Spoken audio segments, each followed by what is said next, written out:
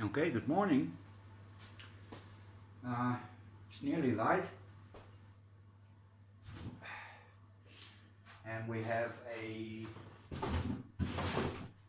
nice gust of wind. I have a full table and just one task. This is the Dendrochillum Cobbianum, and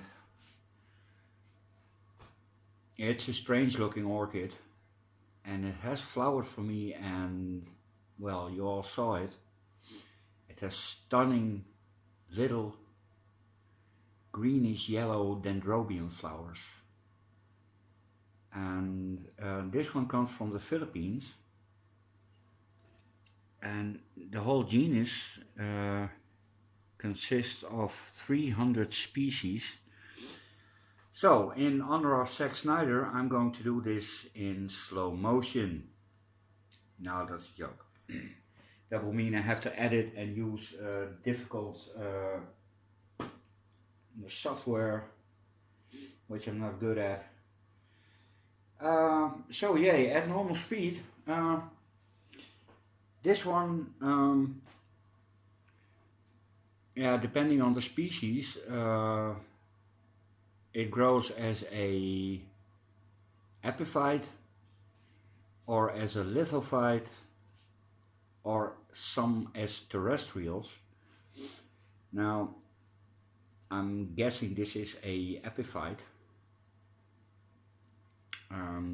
It grows fairly high, 1200 meters, and it's a warm grower. I always thought it was a cool grower, but it doesn't like temperatures below 18 degrees C, and it can handle 30 above C. So that's a lot. It needs a lot of light, but not full light. It's ambiguous as always. I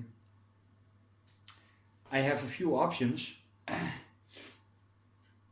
because it's chucking out a new growth.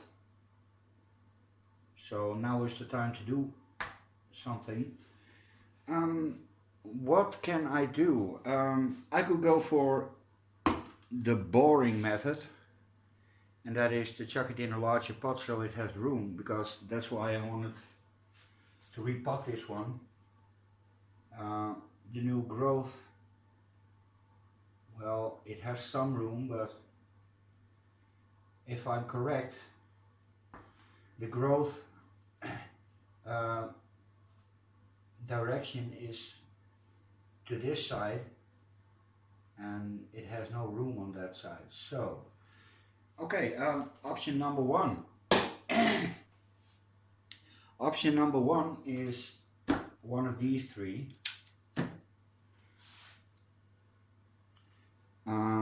This is Robinia.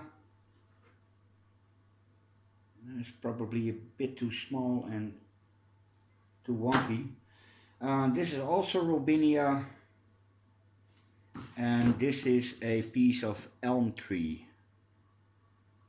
And meh. Yeah, looks good with nice lichen on it. So that's option number two.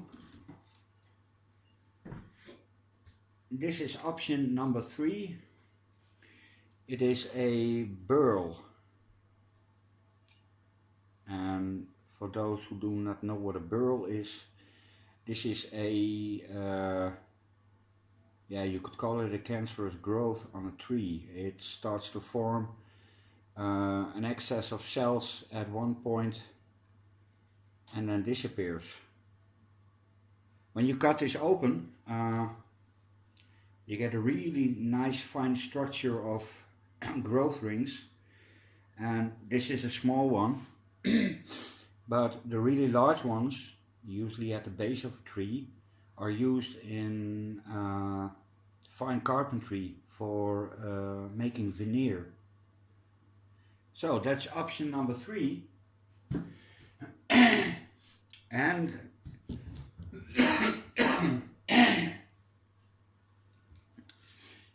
this is option number 4. Can you see what it is? This is a mushroom, and it's an old one. It's according to the rings I can count, it's about 25 years old. It's dead. This is from the genus Fomans, and in Holland we call this a tinder mushroom. And that's because it has little tubes instead of lamels. Is that an English word? Yeah. Well, you know how a mushroom is made. Some have little plates, and these have little tubes. And if you take the top off, you can use the inside as tinder to make fire. And it's also been used as a tinder box, because if you set it on fire, the inside will stay warm and hot. Yeah, how do you call it? Well, fire stays in it. Okay. And it's been used for thousands of years as tinder box. If you use the fresh one, it even has medicinal purposes. It stops bleeding, and it has antiseptic properties. So that's option number 4.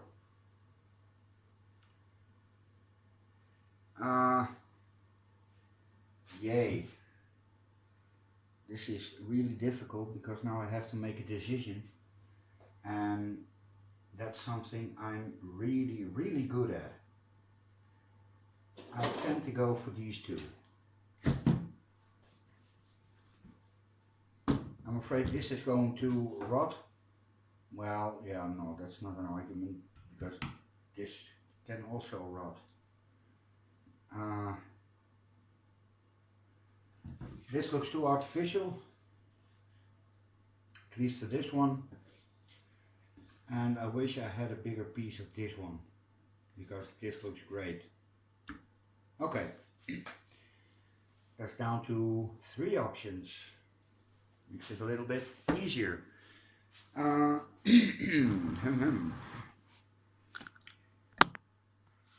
little bit closer, yes.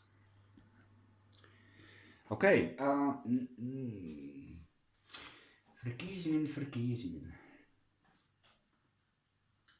Well, I'm going to take it out of the pot first and see what it has done in the last year, and then I'm going to decide what to do with it. I really want to use the mushrooms. Fantastic idea. Okay, taking out the skewer.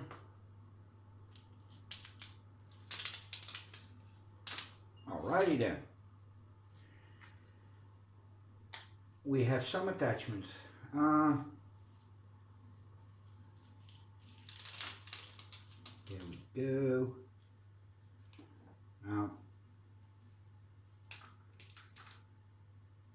this should dry out. Well, it just had water, so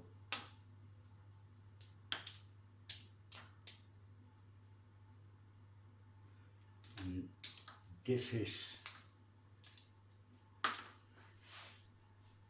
well, there's the new spike. Please focus. Yay.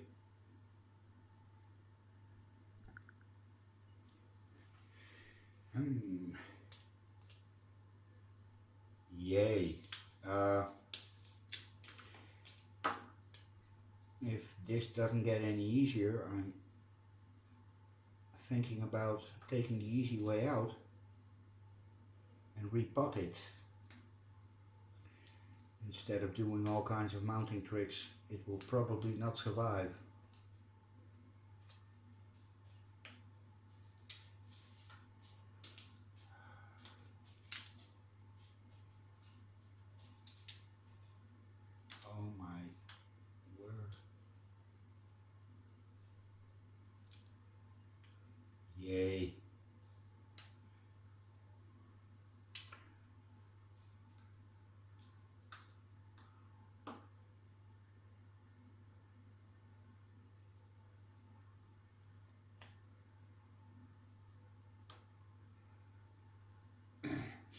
Well, it has done a lot. Great way to see what it's, yeah. It has fluffy roots. So whatever you do, you're going to damage it. It's not like the soft Dendrobium roots or the smooth Dendrobium roots.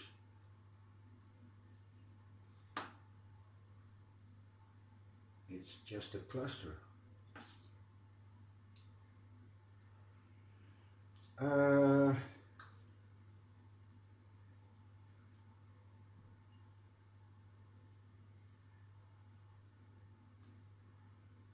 They look a bit like Paphiopedilum roots. Yeah, well, all the wonderful ideas I had are just went out the window because I'm not going to fiddle around with this. I'm going to put it in a larger pot so it has room.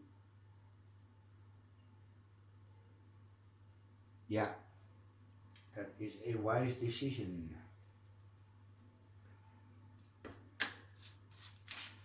I'm sorry folks, no interesting mount.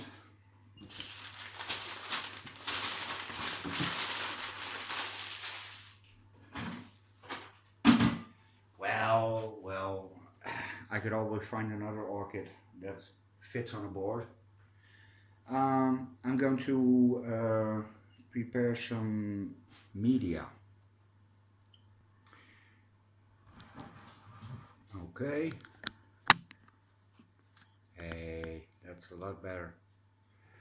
Okay. This is it, or should be. Should I clean up? Yes, yes. Yeah. I'm going to take this off. Oh, where's my scissors?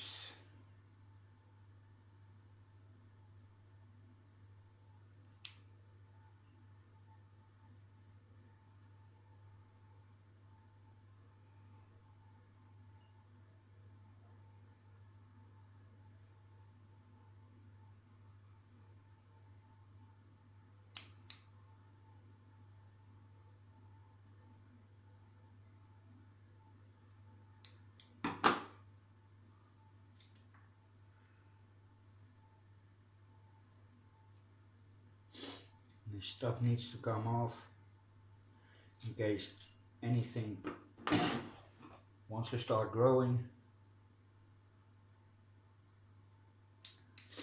And that strategy works incredibly well with brassias and oncidiums, because as soon as you start cutting away this stuff, all kinds of goodies start to happen.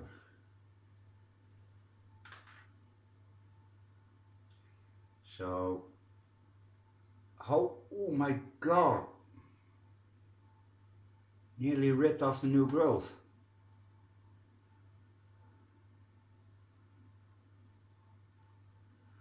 That would have been classic.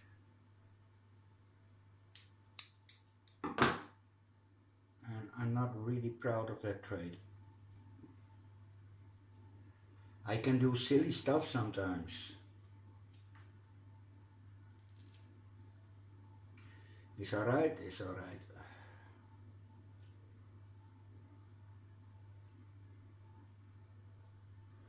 Yes. Oh, this white stuff is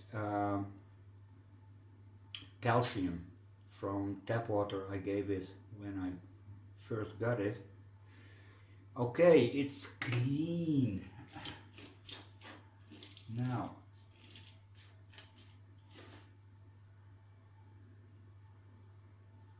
yes, Do we need a little bit moss?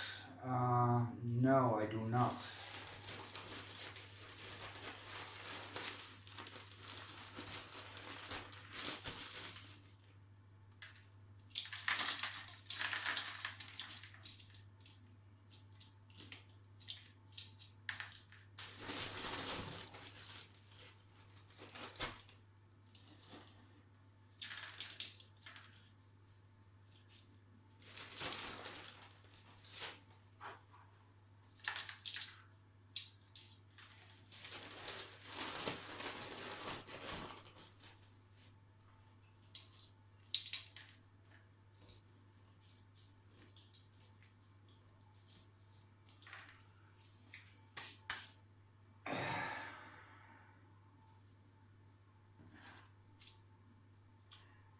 I think we have liftoff. Do we? Yes, we do. Well, this looks a bit silly. This was my attempt of making a holy clay pot, or in this case a holy plastic pot, but that didn't work because the cattleyas I had for that were too big and got top heavy. So, Dendrochillum Cobbianum. I'm going to give it a little bit of water, and yay. Well, I have this moss and at least two fantastic ideas, so I'm going to have to mount something. I have to. So I'm going to look for something I can mount or remount, doesn't matter, as long as I can mount anything. So yay, Dendrochillum. Oh, Roger, if you're watching, how's your one doing? Because the last time I saw it, you had 2 or 3 new growth. So I really want to know how it's doing.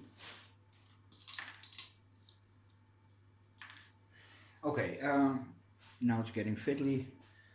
That's it. Later.